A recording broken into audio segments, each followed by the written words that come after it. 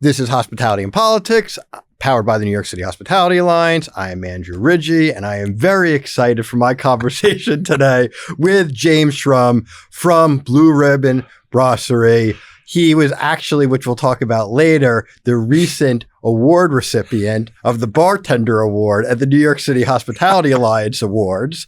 And he came with a crew. He's got a following. People love him. And we know each other a little bit, but I'm always excited with these interviews where like I get to sit with someone and then by the end, you're like, oh man. Yeah, that's what I'm excited for the same thing. Thank you for being here. Thank you for having me. All right. So just to start, this is like the big philosophical question. Who is James Shrum? In your own words. You know, first of all, I think I'm a very fortunate person who managed to get into this particular line of work. I think quite often people fall into restaurant work and then find themselves, maybe wishing they'd been something else or, whatever. I got lucky in that I've met people along the way who put me in what for me is a favorable position. And there's a reason I've stayed at the same job for 33 years. And I think that, I came into it expecting to stay for 2 years. Yeah. I told the Bromberg brothers, I went back to college at an older age, graduated, thinking I was going to go do some sort of be involved in geopolitics or something like that. I thought I was. Now you're on hospitality and politics. And I'm on hospitality. See, I got there. I made it, Andrew. Thank you.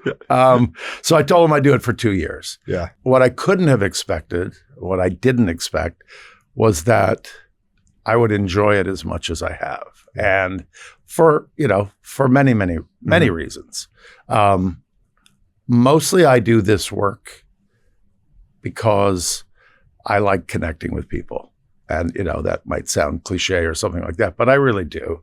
And yeah, not everybody, but the opportunity to talk to people on a nightly basis, it has been for me, just not only fun, of course it's fun, you're in the hospitality business, but it's also been really interesting. And, people have said to me at times, they're like, isn't it boring to do the same thing every night? I'm like, it's actually just the opposite of that.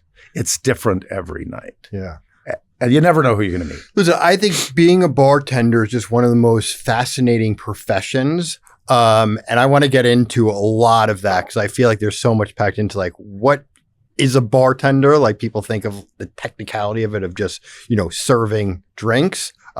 Making drinks and serving drinks, but it's so much more. But before we even get there, let's talk about, Blue Ribbon Brasserie, because, I don't like to throw the word like iconic out and stuff, but I feel like Blue Ribbon really is in that kind of ilk of iconic New York City restaurants.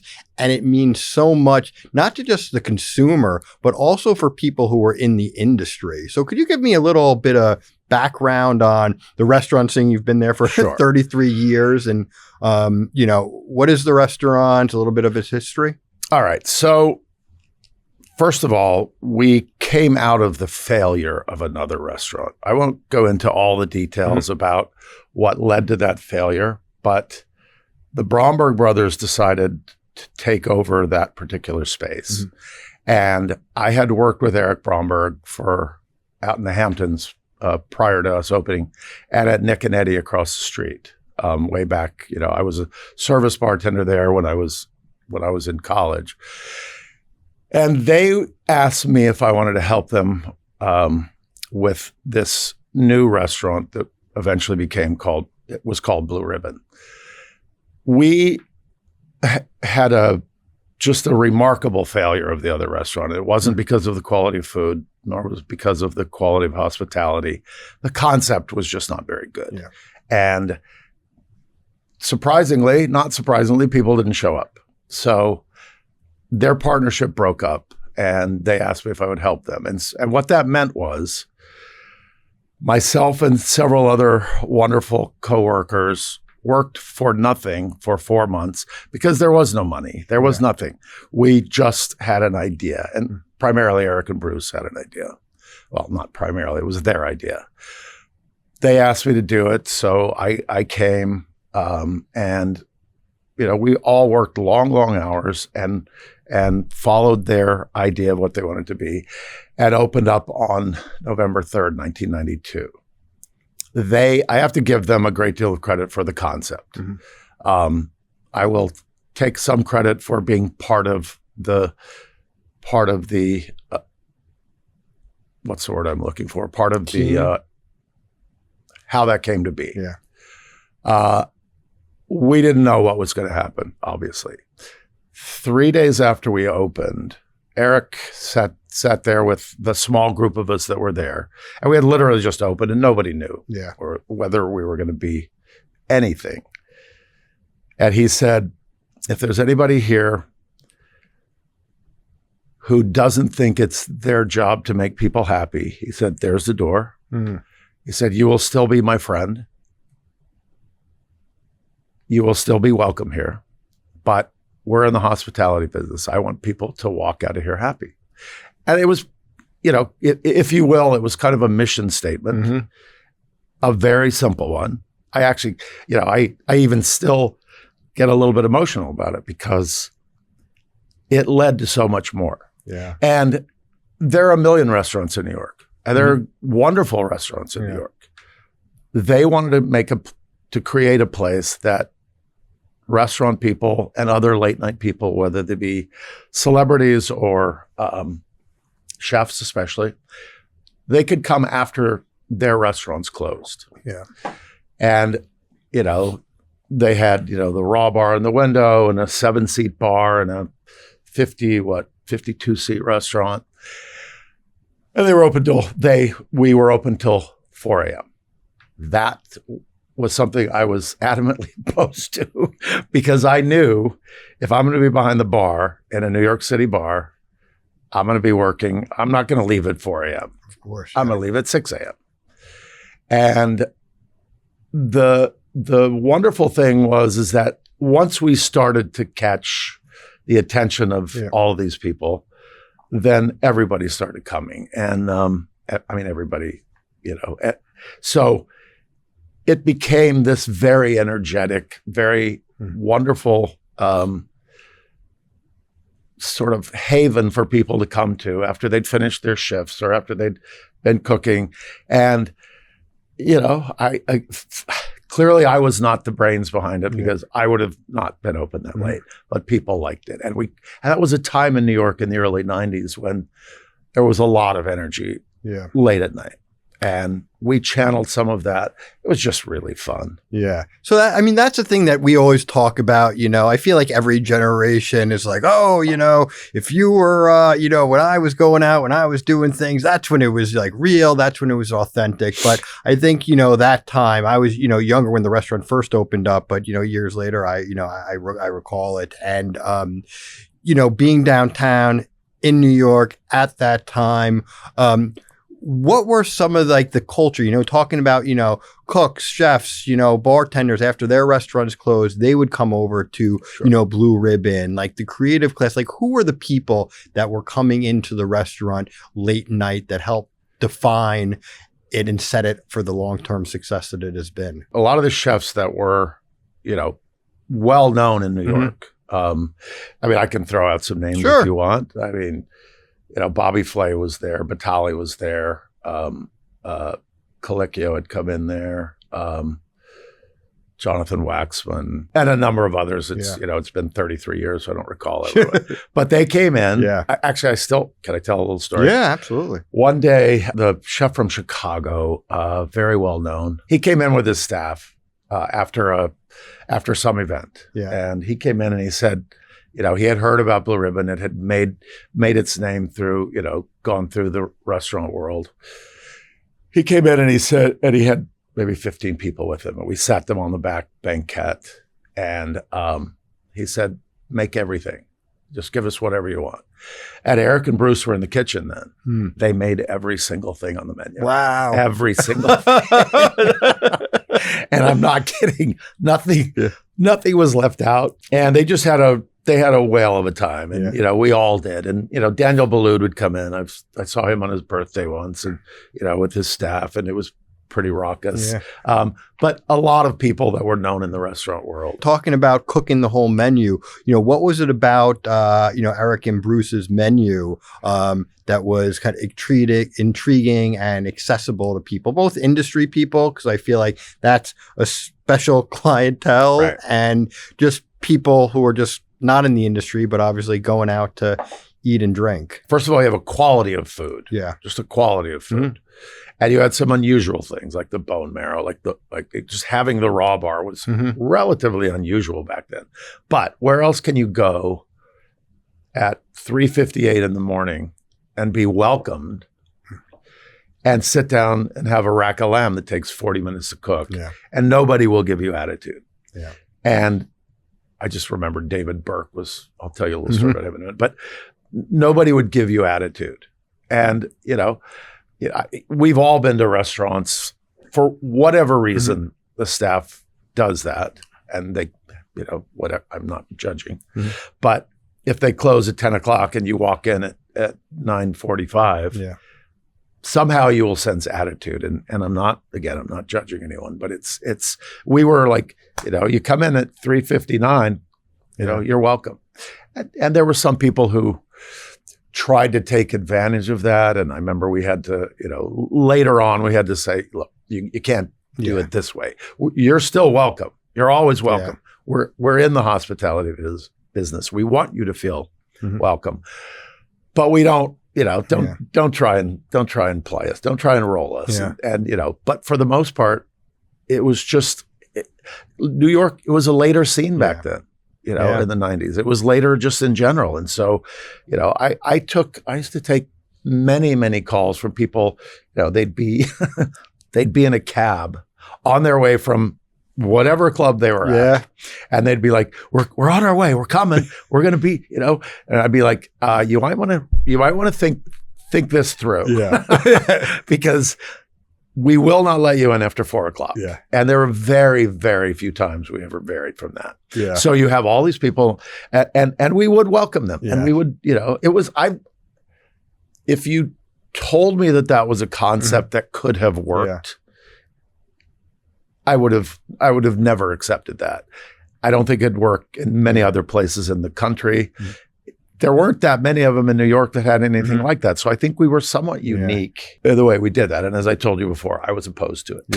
Well, there you go. And look at that. I spent, up until COVID, I spent, 28 years going home anywhere from, 5:30 to 7 to even 8 o'clock in the morning after a Saturday night. A city that never sleeps, right? And the bartender who never slept. Exactly. A lot of stories when you talk about like the restaurant industry, it's told through the eyes of the chef or, the restaurateur. Obviously, if you're a bar, nightclub owner, operator, you can tell your story from that perspective. But I feel like you have such an interesting perspective from behind the bar in a restaurant. So like, how do you view the dining room or just like the restaurant industry from a bartender's perspective? And I mean, it's kind of like a philosophical question, but I just feel from like perspective of someone in the industry, you do see it in a little bit different way. Yes, I think you do. I think I do. I think that, you sort of have this bifurcated situation where a lot of people, they'll tell you that we're bar people. We like to go to the bar. And other people will never go to the bar. And sometimes that's just happenstance. There are no bar seats. They're not going to go to the bar. But some people will go to a table and I'll never get to know them very much. I'll see them. I'll know they were there. Or sometimes I won't even know that. But I do believe that,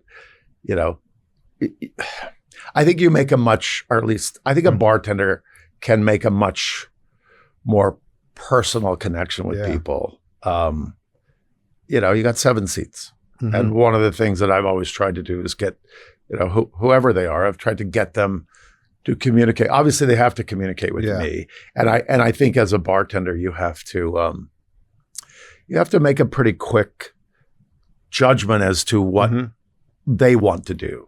Do they want to, some people don't want you to be part of whatever interaction they're having, either with themselves or with anybody else. Some people want that. They come in, they're bar people, if you will. And so they come in. we have the extra benefit of having really good food and a great raw bar and all that sort of stuff. And so that, all of that creates an atmosphere, creates a sense of camaraderie. I'm not sure if that's the word I'm looking for, but it creates a sense of togetherness. Yeah. And I've always tried to make people communicate with each other as best I can, not force them to, but lots of people became friends over that bar, and lots of people became, certainly acquaintances of mine and some very, very close friends because, for me, I wanted them to talk to each other so I didn't have all the focus on me. They could make friends. Sometimes, it didn't always work. And sometimes, you had to judge what was going on. To this day, I do. How much of like that personality trait is in you to be able to just kind of size up people quickly? Because I've heard that from a lot of bartenders and stuff. When someone walks in the door, like you get this initial vibe of like, all right, this is kind of who this person's going to be. Of course, you can be surprised sometimes, but like, did you just have a natural, like, what's the word? Like, I don't know, like an emotional intelligence that you automatically had? Of course, Andrew. I mean, obviously I do. But I guess like, just over the years bartending, like, like it's like these skills, how do you? I think you do develop some, sorry to interrupt. No. I think you do develop some skills. Yeah. I think you have to, otherwise what's the point? Yeah. If you can't have some sense of that, you might want to look at another profession. Yeah. And if you can't tolerate some of that, you might want to look at another profession. But I don't think that it's to the degree that actually someone in the restaurant business said something to me recently about the skill of doing other skill that I have personally is, she said it's something that can't be taught. Yeah. Now, I'm not entirely sure is a nice compliment to me. I do believe that you have to develop some of it, and I do believe if some of it is just what your personality. Yeah, there's just like a natural trait. It's tough to teach people who are not people to become people. Not that it's impossible, I but agree with you. It's difficult. I think a lot of it is being present. Honestly, I think you just I can honestly tell you that in 33 years. There's not been a day that I haven't looked forward to going to work and being at work. That's amazing. Hasn't always been fun. Course. Hasn't always been a great day. And whatever else was going on in my life sometimes was very difficult. You really do have to leave those things at the door. Totally. Yeah, listen, it's like a hospitality gene, I think, that some people Maybe get. So. That's an but what about over that time, the skills that you do learn? Like, are there things when you look back over your career that you've learned, that you've applied, that really kind of stand out, and you're like, I think this experience, this skill that I learned has really helped me connect with people and be, the best bartender that I can be? Yes. I think that, again, you kind of have to learn that stuff or you don't do it. You can't do it. You don't do it. You'd be very uncomfortable doing it. And I think the exposure over time, just the sheer numbers. Yeah. I mean, how many hundreds of thousands of people have I seen over the last 33 years? And same thing for other bartenders. So I think if you don't do that, and I think that you kind of, how can I put this?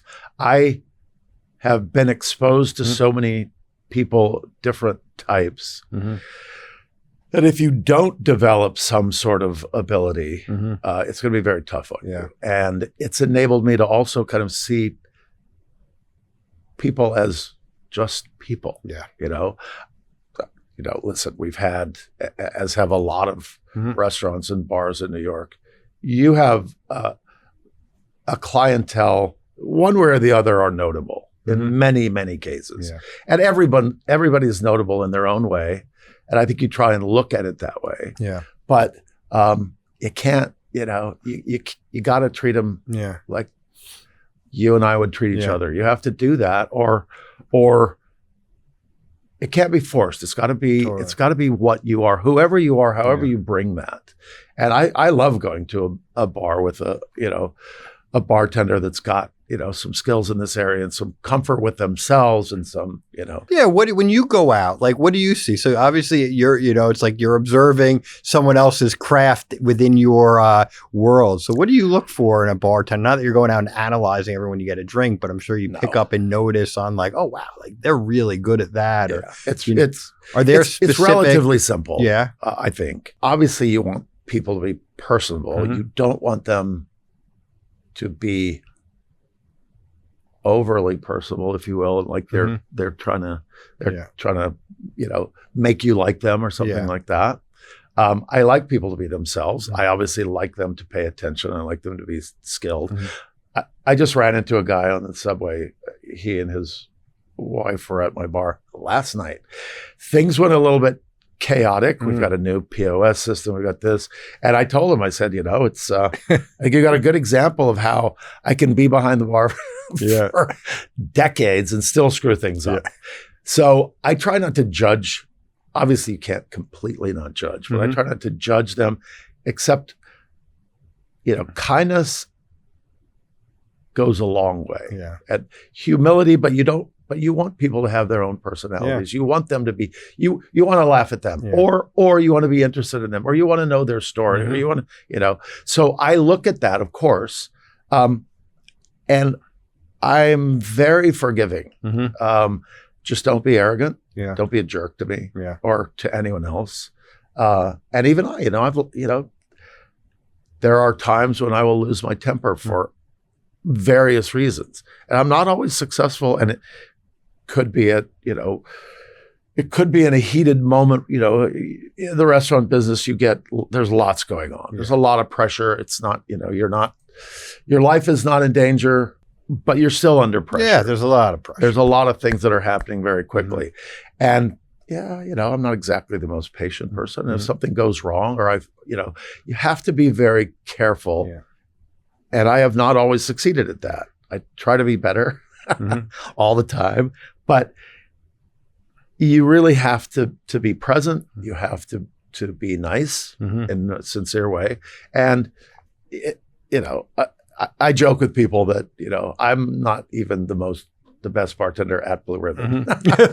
Well, listen, I think, it's a people's business, and everyone's human. You think about all the people that come and sit up at that bar and all their stories. You don't know, you may have a preconceived notion of someone. You see them walking in to sit down at the bar, but you don't know where they're coming from, what just happened right before, if they're coming in to celebrate, if they're coming in to commiserate, if they're coming in just to forget the outside world, whatever it is. And I think that's what makes it so human. And I think why you get special people like you and others that are in the industry for so long, because going back to that hospitality gene, I don't know if it's a real thing, but maybe some scientists will find it in our DNA one day.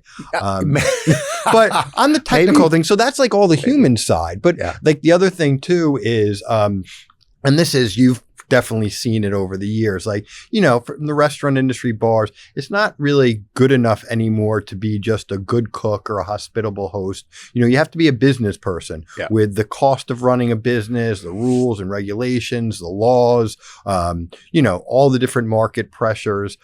You'd also have to be a business person. What have you learned just over the years, kind of like the business side of running a bar in a restaurant? Well, the good news for me is I don't handle much of that. Okay. We have other people who do that, and they write the paychecks. They write the checks for to the vendors. They do all of that. I mean, I think in probably any business, and certainly the restaurant business and the bar business, obviously you have a product. Yeah. You have costs associated with that product. You have to make a profit, or you don't stay in business. And as I mentioned before, we had a restaurant, and when I say we, it's a lot of the same people. I mean, the years have changed that, but the core group of people that did not work at all. So it failed as a business. Yeah.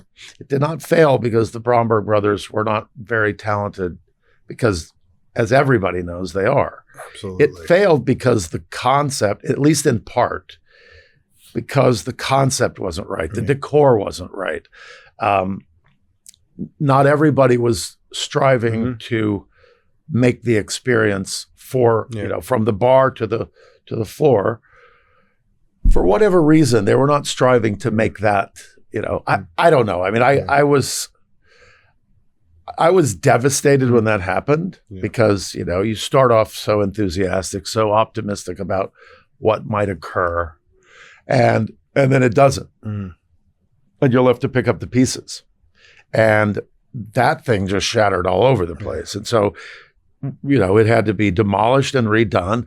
And they had a concept, and they wanted to make it a place that was that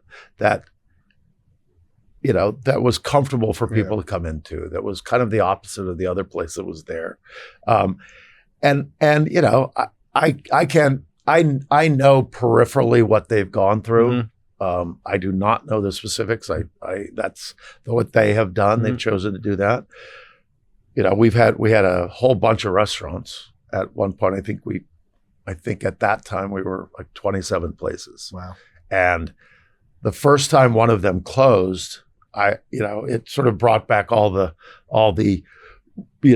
nightmares of the place that we had that closed. And since then, we've had all sorts of iterations. We've had restaurants close. We've opened other restaurants.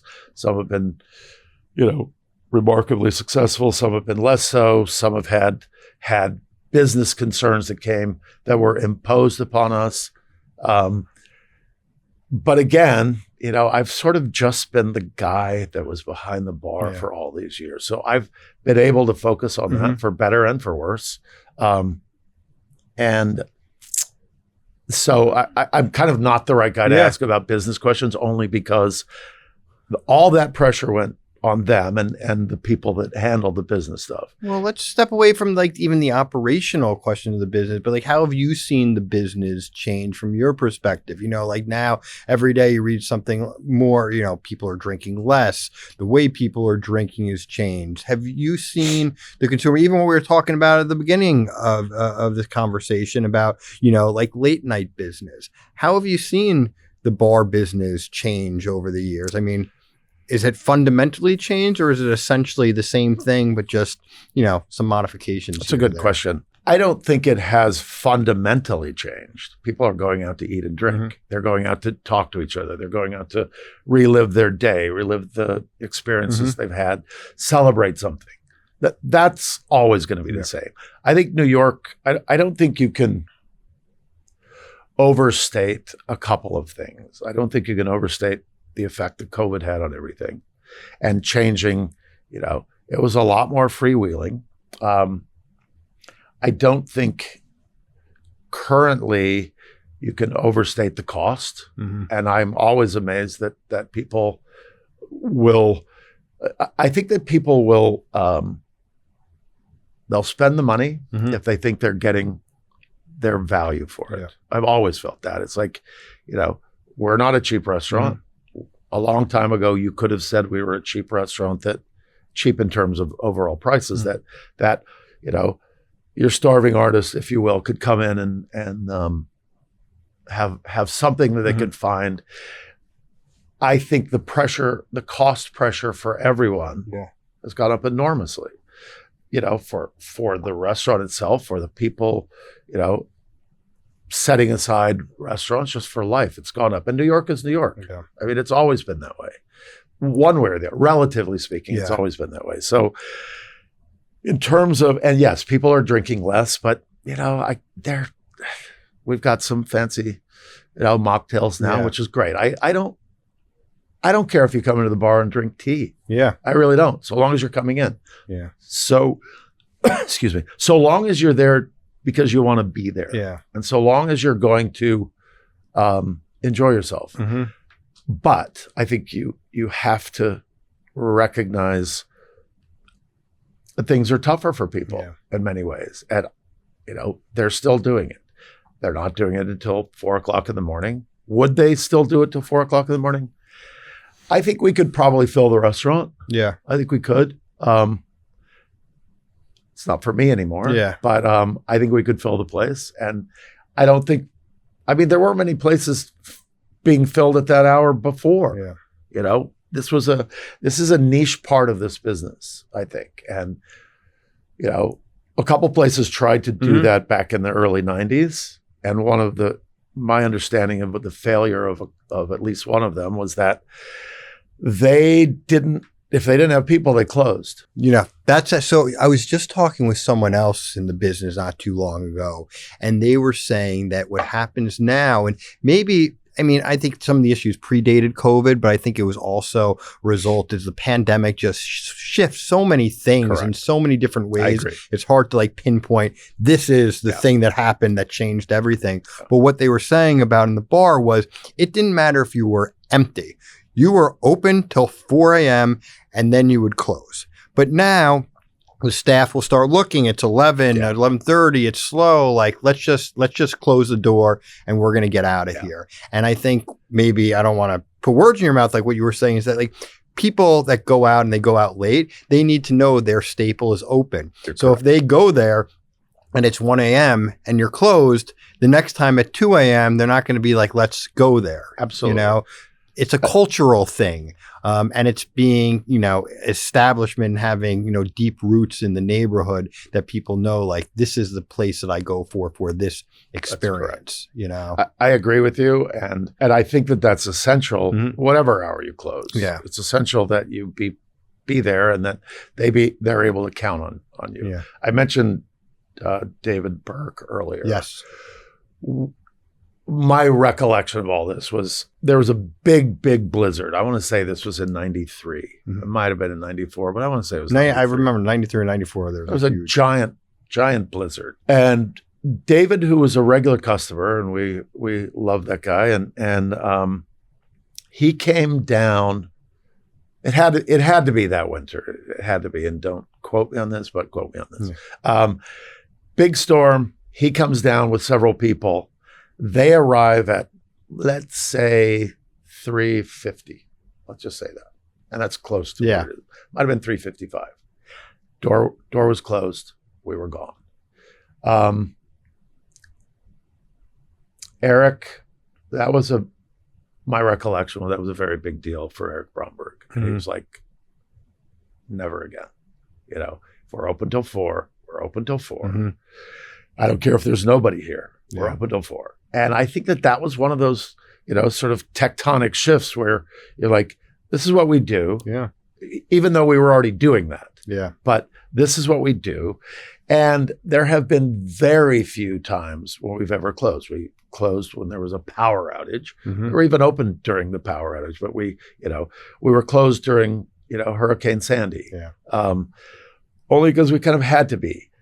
And that night, someone actually, you know, broke into the restaurant when we were closed, because people like that sense opportunity, and there was opportunity for that.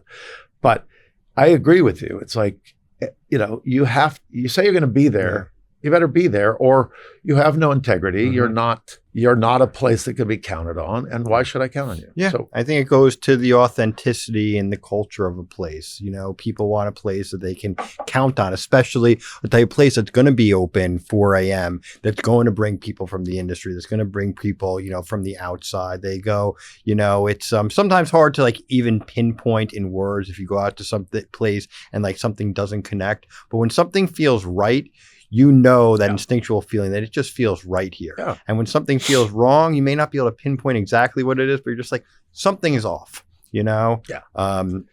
So that's important. It's interesting what you said about Chef David Burke too, because that was just what I was saying is, you know, people go and then if they show up, they're like, wait a second, I thought this place was open. Yeah. That is really interesting. You know, with all the advocacy we do with the New York City Hospitality Alliance, one of the things that comes up too is, you know, not just changing kind of culture and behaviors of people, but like even the regulatory framework right now, and you may not be in the weeds on this stuff, but it's very difficult, especially like in Lower Manhattan, to go get a 4 a.m. liquor license. So a lot of times, you know, when you're trying to open up a new place and you go to the community board, They don't want you to have a 4 a.m. liquor license. They don't want you to have live music. They don't want you to have dancing. They don't want you to have a place where there's going to be this kind of late night activity.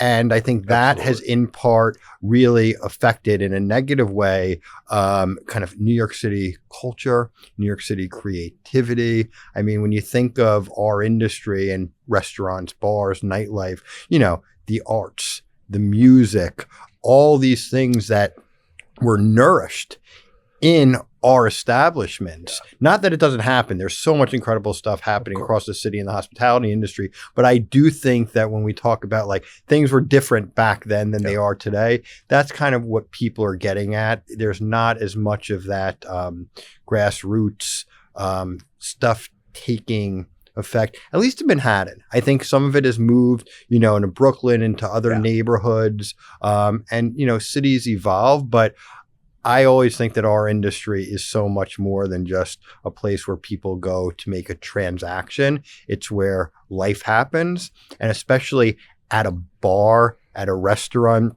it's that social aspect. It's like our social spaces.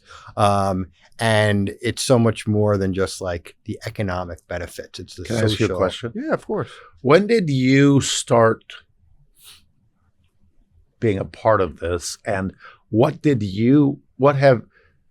know you've just told me what you think has changed, but what fundamentally, if anything fundamentally, have you seen with this increased regulatory pressure and stuff like that?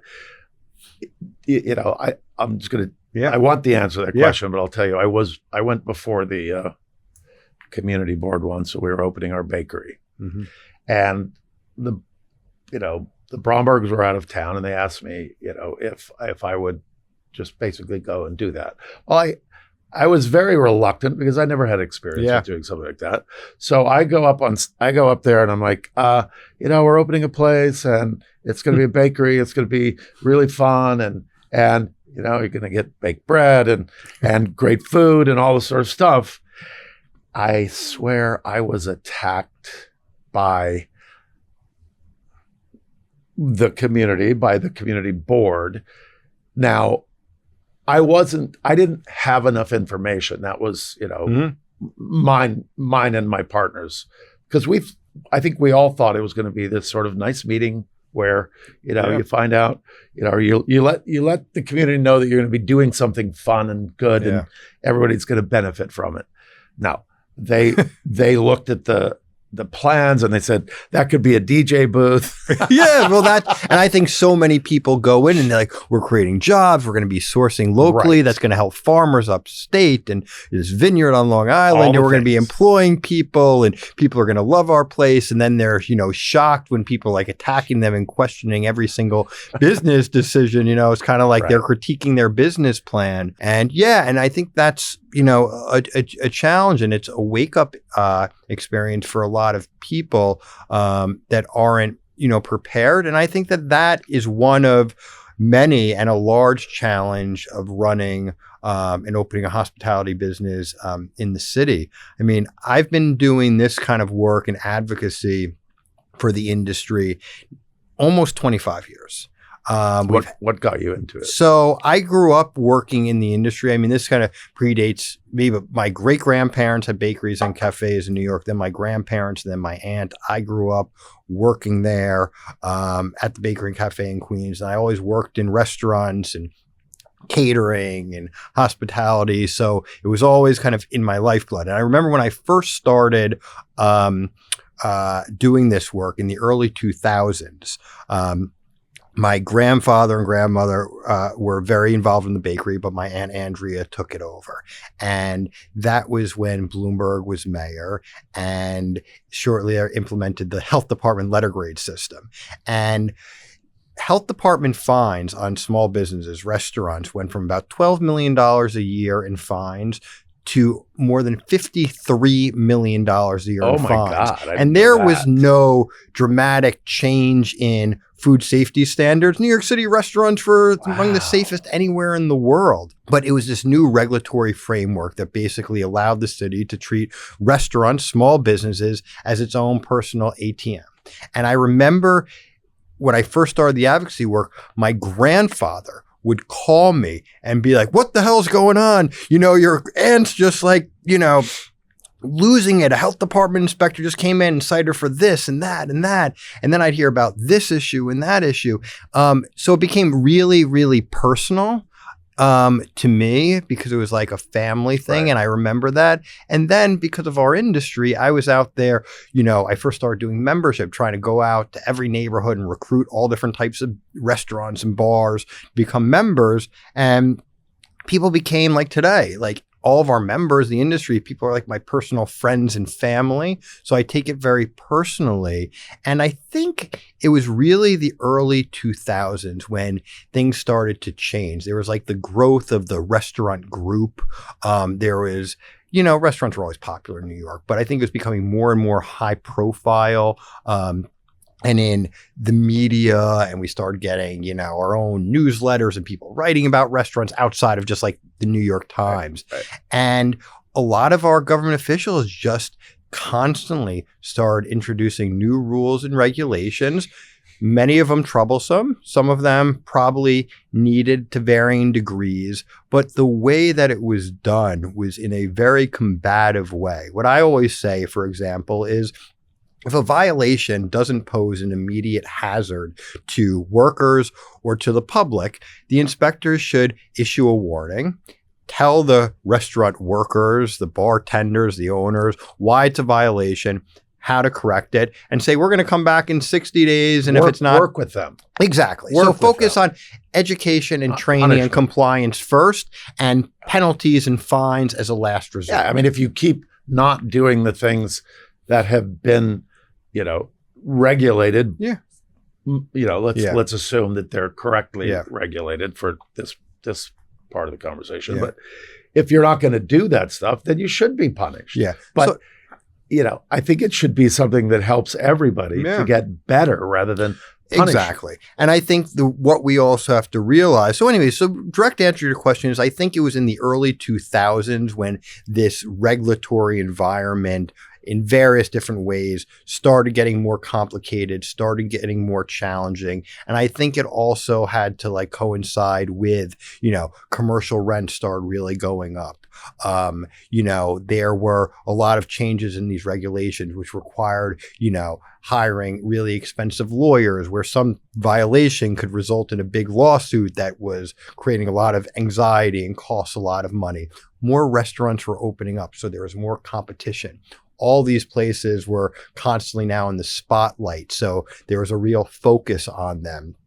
And it's like where you are today. And going back to what I said before, like back in the day, more so, I think you could just be an everyday person, find some money, open up a place, and you could get by. The cost of living was a lot less in New York. So you could be here, run your business. Now, you have to be, for the most part, well capitalized.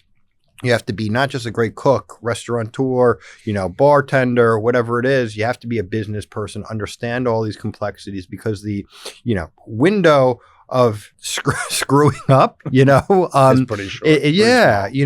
And I think for restaurants when it's busy, it can hide a lot of missteps. And if you start to slow a little bit or the cost of everything starts going up, all those little missteps really add up and can really hamper a place's success. And also, this is not just blowing smoke at you because you're here, but you don't have a lot of people that have stayed at a restaurant or a bar for, what do you say, 33 years? It'll be 33. Yeah. So 33 already. I think finding the right people and creating an environment that has people that want to stay, because it is a great business, but like you said, it's a tough business. So I think that's, just turnover and everything. So anyways, a lot of different factors. And, that's why I just think there's something really beautiful about like the longevity of a place, but also the longevity when people like yourself stay there because it tells the story, it gives it like a patina. Well, thank you. I mean, I agree with you. And like I said before, I mean, I've always enjoyed going into work. There's been, if it ain't broke, you're having a good time. I was able to buy a house. I was able to do Yeah. all sorts of things, not in New York, but, this provided me, and the people that you meet, Mhm. just in general, whether they be, from across the street, Yeah. or whether they be, a captain of industry or a mega star, and we have never been about that. Yeah. But we've also never we've tried to treat everybody the same way. Yeah. And for me to be able to sort of witness that and be a part of that, make a good living. Yeah. Like I said, I told them that I would give them 2 years. Yeah. I said, I'll give you, I've got my degree. I'm going to be a professional, blah, blah, blah. I didn't anticipate, I knew the people I worked with were terrific. Yeah. That was not a problem. I knew that whether I have a hospitality gene or whether I just needed to make a living or both, I knew it was a good, I was hitching my wagon in some ways to their star. And I think they were counting on me to pull my end of it. And it just kept working. I think it's much more daunting now, frankly, and you're sort of going over a lot of the reasons why. I think it's tough. There are no easy businesses that I can think of. This is a particularly hard one, but I think that, people will still be opening restaurants. People of course. still have to eat. And it's New York City, and it's the life of this city in many ways. I met someone recently who basically said that she just looks at food as fuel. That's all. Yeah. And she was really, it was a curious conversation because she was kind of like, tell me why food is important. Well, for obvious reasons why it's important, but it's important in a restaurant setting. It's, it's the component parts of whatever reason you're there. Oftentimes you're there to catch up with a friend. You're there to celebrate. I'm going to do a little celebration tonight at our place for a colleague's birthday. But that's why we're going. Why would we go to our place? Well, we happen to all like it anyway, and it's the right place to go for this particular situation. But New York City in particular, it is in many ways, it's the glue that holds many aspects of this city together. Absolutely. It's fun. It's, you can renew acquaintances. You can make new acquaintances. There was a film that the guy who directed the film, I won't go into all that stuff, but the guy who directed the film said, we discussed the screenplay at table 20 back there. Wow. And it became a known film. Things like that happen. It's where life happened. It's like it's the world's living room. Our restaurants and bars, and especially in New York. And that's what it is. Like you said, we discussed the screenplay. We went on our first date. We celebrated, our kid's birthday or some celebration. Or, we lost our job and we just had to go out and, have a drink and just, that stuff. It's just like everything happens. And I think that's why I'm just always fascinated, whatever the issue is, whether they're talking about like outdoor dining or, labor laws or, tariffs or everything almost intersects with the restaurant and bar industry.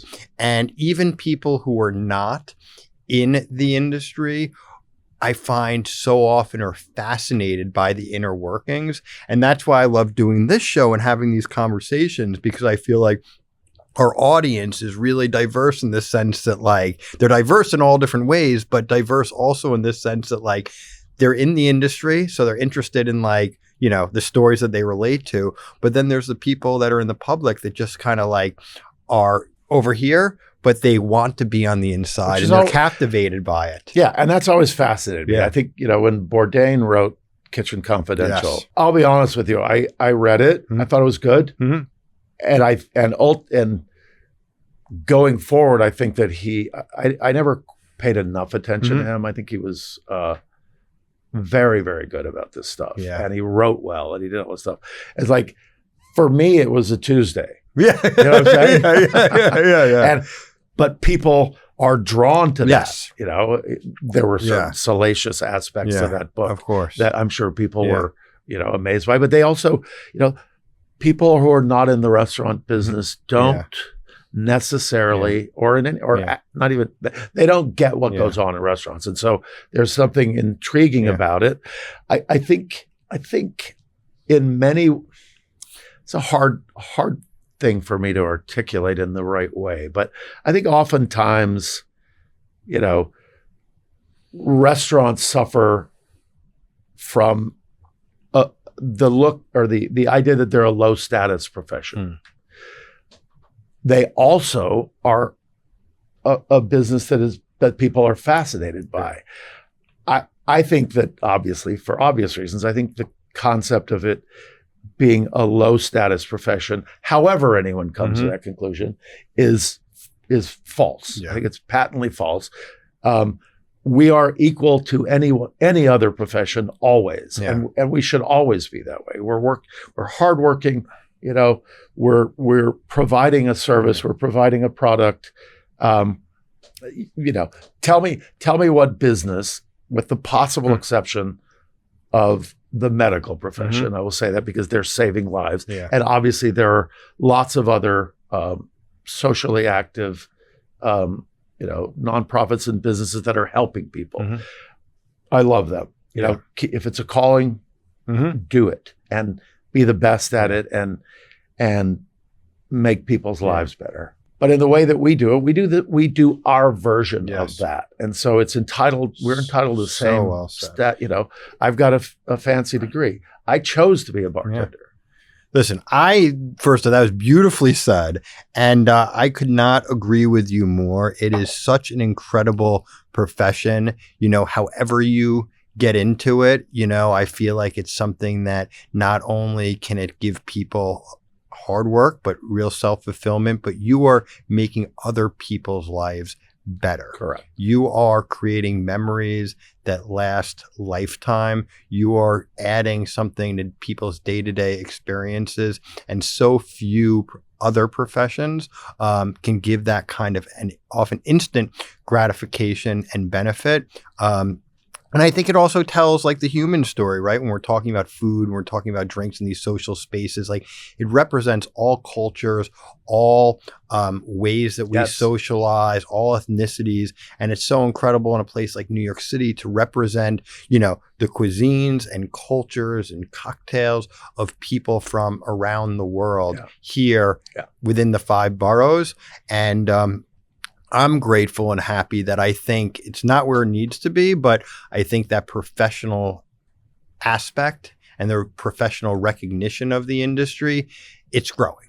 It's not where it needs to be, but I think and I hope, more and more people look at a bartender. It's not like, oh, that's just some bartender because they're, listen, you can be a bartender because you're trying to, pay for college or be an actor. Or so that's the other beautiful thing too, is like, it doesn't need to be your profession, but what other industry can you go and make a bunch of money working part-time, create great friendships and relationships and do that. So, okay. So last thing I just want to say, because I said it right at the beginning, was, you win the bartender award. I know, at the New York City Hospitality Alliance Awards. And there's certain things that you see and you experience that are like really heartwarming. And I don't know how many dozens of people from Blue Ribbon, your friends, people you've worked with over the years, came out to celebrate your honor and your recognition. But it was just so warm to see. And we were taking photos in front of the Step and Repeat. And I told the photographer, like they needed a wider, lens camera. And we're about to take one photo. And then someone else was like diving in, like, like they're stage diving, getting the photo. No, it was amazing. So, I'm going to ask you a question. Maybe it's like a little bit of a humbling question, but I know a lot of people and I've seen people get awards. And I've seen people do all this stuff and it's wonderful. But, in particular, I think there was something really special, a magic that happened that night that at least I witnessed of the people that came out to support you and celebrate you. What do you think it is that has allowed you to just embrace these amazing relationships over the years? Look, I got to give a great deal of credit to the place I work. I have to. I also think that not only did it fit for me, I fit for it, for that particular place and that particular time, the people I work with. A lot of the people you saw were people that I work with, and then there were people who I know from doing that. And so I think if you are comfortable with what you're doing, where you're doing it, and it's in a business that, a profession that we have that is all about that, and you're comfortable in your own skin in that job, and you're lucky enough to be in a place where people, there's a snowball effect, I think, of working in a comfortable environment like that, that's got integrity, that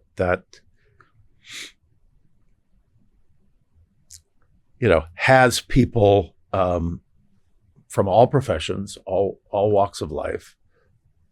You name it. We're a very democratic profession. We are in general, and they come to you, and if you're fortunate enough to be present and to enjoy what you're doing and to connect with people, you'll see that kind of a response. And I am that. I'm lucky. I'm lucky, and I've worked hard. Well, and I've worked with the right people. I'm lucky that I've had the opportunity to have this conversation with you. I thought it was also really nice. Both Eric and Bruce Romberg have been big supporters of the Hospitality Alliance, of the industry at large. You're helping everybody. You're there for us. Thank you. So all the accolades and all you have earned is well deserved. Keep it up. Stop. I know. Stop. Tell me a little bit more. Yeah. Stop. James Shrum, bartender, bit of a partner over at Blue Ribbon. Just a great all-around guy. Thank you so much for coming on Hospitality and Politics. I'm Andrew Ridgey. Show's powered by the New York City Hospitality Alliance. We'll see you next time. Thank you.